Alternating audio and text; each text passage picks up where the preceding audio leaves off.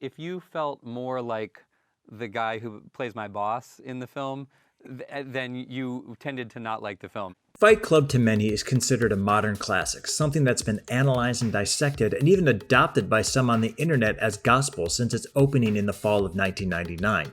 It's influenced dozens of movies that followed its release, has been placed on many best of lists for best movies of the 1990s, if not the 20th century, and been a part of the serious discussion of what it means to be a young man in contemporary society.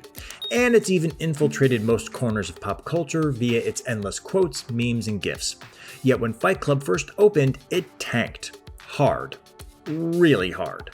When it opened at the end of the 20th century, Fight Club got some of the worst reviews a major studio film has ever received. The Evening Standard called the David Fincher film, quote, an inadmissible assault on personal decency. Entertainment Weekly's Lisa Schwartzbaum called it, quote, a dumb and brutal shock show of a movie. David Denby of The New Yorker called it, quote, a fascist rhapsody. And Kenneth Turan of the LA Times said, quote, if the first rule of Fight Club is nobody talks about Fight Club, a fitting subsection might be, why would anyone want to? To add insult to injury, the box office of Fight Club fared no better. Costing $63 million before figuring in marketing, the film only earned $37 million at the US box office, only barely breaking even when it was finally released overseas.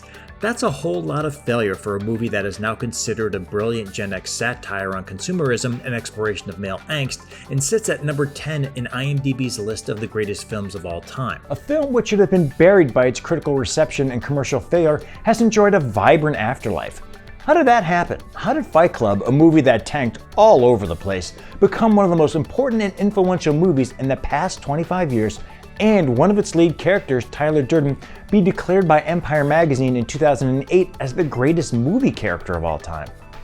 Let's find out. Fincher's mind, quote, we were making a satire. We were saying, this is as serious about blowing up buildings as The Graduate is about effing your mom's friend. Of course, almost every movie needs a movie star to succeed, and Fincher wanted Brad Pitt, one of the decade's few newly appointed movie stars, having starred in Interview with a Vampire, 12 Monkeys, for which he received a supporting actor Oscar nod, and Seven. Fincher actually tracked down Pitt in New York City, pitching Pitt the role of Tyler Durden outside of his apartment. Fun fact, Russell Crowe was at one time considered for the role. As for the role of Jack, Fincher wouldn't find the right actor to play the role until he saw Edward Norton's performance in The People vs. Larry Flynt. Said Fincher, quote, that's the guy, because this character needs a kind of verbal diarrhea. He also recognized Norton's unique malleability, saying, quote, Edward's ultimately kind of a blank slate. Another fun fact, both Matt Damon and Sean Penn were considered for his role. Pitt and Norton both took boxing and taekwondo classes before filming. Says Norton, quote, the truth is we probably spent more time learning to make soap than we did training for anything. Filming lasted 138 days during to be a big box office hit, so expectations were high when they first screened it. And the Fox executives hated it. But they had put a ton of money behind it, and what do execs do when they put a bunch of money behind a high-profile film with huge stars that they don't like? They throw more money at it. Anticipating huge losses, Fox restructured Fincher's intended marketing campaign, spending $20 million to provide a press junket, posters, billboards, and trailers for TV that highlighted the film's fight scenes. The studio even advertised Fight Club on cable during World Wrestling Federation broadcasts, which Fincher protested, believing that the placement created the exact opposite context for the film. And he ain't wrong. In the weeks after Fincher first screened Fight Club for executives, he says the movie was seen within Fox as a quote-unquote dirty joke.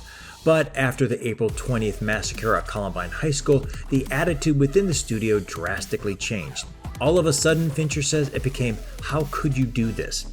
Fight Club's release was soon shifted from summer to mid-October, a move Fox claimed was unrelated to Columbine and instead meant to give the director a chance to reduce Fight Club's overlong running time.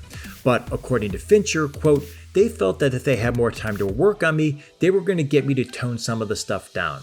Instead, no changes to Fight Club were made as the studio waited out its release.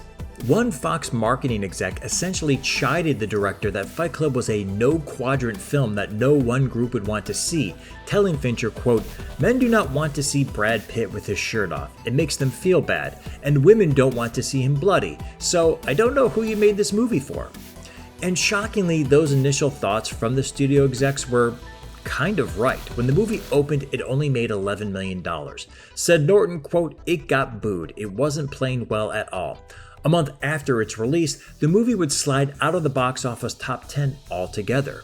And while there were some good reviews, the bad outweighed the good as critics didn't just pan the flick, they eviscerated it. The Hollywood Reporter said Fight Club was, quote, "the poster child for what's wrong with Hollywood." The Wall Street Journal said the film, quote, "reeks with condensation." The Los Angeles Times called it a, quote, "witless mishmash of whiny, infantile philosophizing and bone-crunching violence." Even Hollywood was piling it on, with a Hollywood Reporter story quoting several anonymous producers and agents describing Fight Club as quote-unquote absolutely indefensible and deplorable on every level.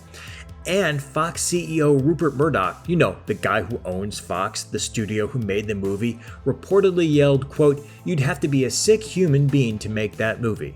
But you know who really hated this movie? Rosie O'Donnell. On her incredibly popular daytime talk show, The Rosie O'Donnell Show, she not only disparaged Fight Club, she not only told her viewers not to see it, she even gave away the film's huge secret revelation at the end of the movie. "It's just unforgivable," Pitt said at the time. So it looked like Fight Club was going to be a forgotten flop, at best revered by a small select few, never to be talked about again. Then, in June 2000, Fox released Fight Club on DVD, and out of nowhere it became an immediate hit. It sold more than 6 million copies in its first decade of release. It even won the 2000 Online Film Critics Society Awards for Best DVD Commentary, and Best DVD Special Features. And even better, the film not only made its money back, it ended up turning a $10 million profit after marketing because of its DVD success. Take that, Rosie O'Donnell. More importantly, as the years have passed by, Fight Club has had a huge cultural impact on contemporary society. A movie that had once seemed so distastefully nihilist came to seem alarmingly prescient. It addressed the new rise of our brand could be your life consumerism that would dominate the next century, and it provided an inadvertent blueprint for the sort of decentralized anarchy that would later be adopted by the internet. It has become a touchstone for a generation as each new generation finds something about it that represents something to them. Well, all generations except for the boomers. As Ed Norton said, quote, "Fight Club turned on the baby boomer generation and said, 'Screw you for the world you made.'"